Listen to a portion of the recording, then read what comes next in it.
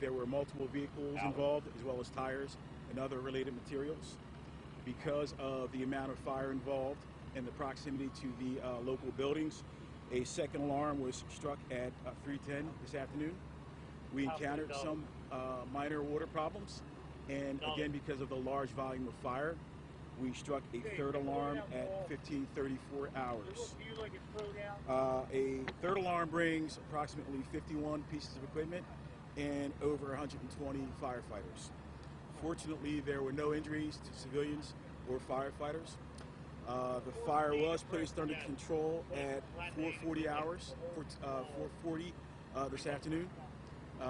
There are still some hot spots that we are battling. So there is still some smoke being produced. We are asking all of our neighbors to keep your windows closed and turn your air conditioners off to limit your exposure to smoke particles. Any questions? What was the water problem that you were talking about? Because of the pocket that we are operating in, there are train tracks behind us. We have a lot of dead-end hydrants, which reduces the availability of water in the area. So we had a lot of long stretches to make, which also required additional staffing to get the job done. Is that unusual, or is that?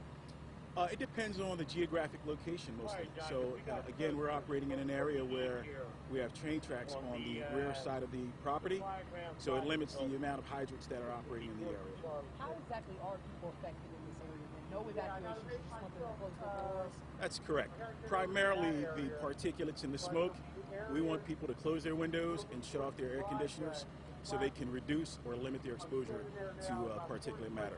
I also would like to add that we did have our hazardous materials unit out here today to monitor the air for any harmful products of combustion, as well as monitor the water for any harmful products in the water. Now the railroad, not shut down? No, we had representatives from Amtrak on site, and they evaluated the situation, and because of the proximity of the fire, they were able to keep the railroad operating. Okay. And what is the name of the junkyard where it originated? No, but let me go to the Yeah, again, the address is 2251 Fraley, and it is called Martin Recycling Company. So it is in operation? Yes. Well, like not right now, but... It was in operation at the time of the fire. Do you know where the fire originated from in that general area? It's too early to tell. There was a lot of fire involved. So our fire marshals, as well as the ATF and other agencies are on location. The investigative process has already begun. And how many firefighters in total would you say helped out? Today we had 51 pieces of equipment with over 120 firefighters. We've had quite a few junkyard fires recently in the past couple of weeks and months. Is that normal this time of year, or is that, what's... It certainly is not normal. It is something that we are looking at. We'll have to work with our partners at License and Inspection to see if there's anything that we can do to make the fire code more robust, to maybe reduce or limit that type of fire. In the meantime, while you're looking at that, is there anything owners of these junkyards can do to minimize this abnormal activity?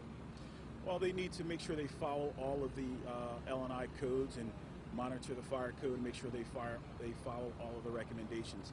That's the best that's the best thing that they can do to limit or mitigate fires in those types of occupancies. Sir, may I have your name again? Yeah, my name is Jeffrey Thompson, Deputy Commissioner, Fire Department. Jeffrey, Jeffrey. Thank you very much. You're welcome. Anything else that people need to know around here? No, I think that covers it for the most part. Thank you. Thank you. Thank you, Commissioner. Appreciate it. Absolutely.